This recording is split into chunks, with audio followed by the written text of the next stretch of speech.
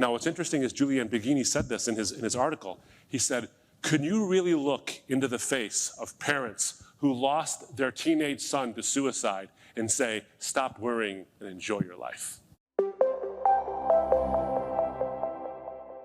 The first question that our audience wants to ask is, if a life without God truly has no eternal value, why do people still choose to be atheists? Choose to be atheists? Yeah. That's a great question. Why do they still choose to be atheists? A couple of reasons is, I remember reading an article by Julian Baggini, who is an atheist philosopher. And the article, I think, was entitled, it's something close to this. It was something like, atheism implies meaninglessness, or atheism entails despair. We ought to be upfront about that. In other words, this is a very thoughtful guy, and basically he points this out. This is an atheist talking, and he says, look, I don't believe in God because I don't find there to be enough evidence of this. There's not enough reason for me to believe in God. And meaning isn't a good enough reason because I'm just fooling myself into thinking that there's meaning. So I believe in God because I want there to be meaning, and therefore I can't believe in him just because I feel like I want to. But he also does admit, that, look, if there's no God, then ultimately there is no objective meaning to these things. In fact, there was a campaign in the UK by the British Humanist Association. They put these questions or these banners all up on the double-decker buses. You know, if you go to the UK, they have those two-deck buses, those red buses. Well, on the side of these buses, they would have this phrase: "There's probably no God. Now stop worrying and enjoy your life." Now, I find that fascinating on two levels. There's probably no God. So there could be, but it's unlikely. Now, this is interesting for me because I remember I was hiking up in the hills of California with my family some years ago, and there was a sign that said rattlesnakes. So I knew there were rattlesnakes. I knew it, that there were rattlesnakes on this hill. And I had to be cautious. I remember thinking to myself, okay, so if I hear that noise, don't think it's not a rattlesnake. It's probably a rattlesnake. You know to steer away from that, so you know what you're up against. If the sign had said, there's probably no rattlesnakes here, would that have helped me?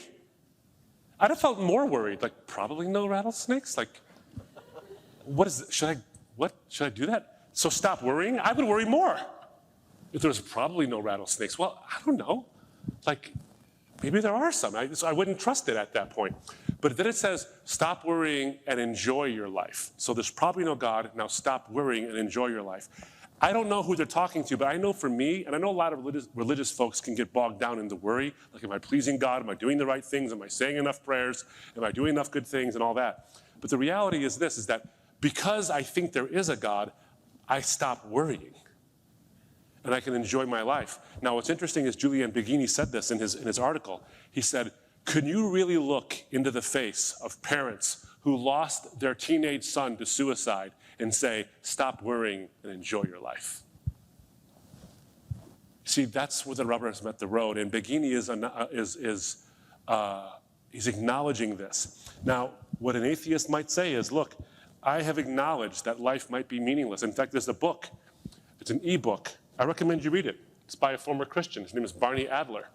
And it's called An Open Letter to the Christian Church. And the title of it is really, Save Me.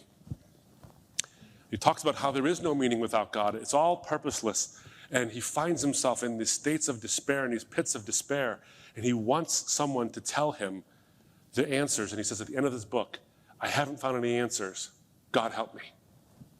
There's a yearning inside. There's something inside that says, I don't believe because there's not enough good reasons, but I act like there is meaning in life. So here's the question I would go back on then.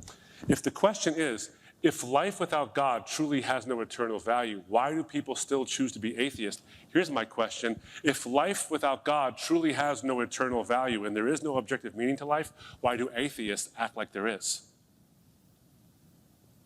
Because I think there is something that signals to us that you and I are not just meat computers.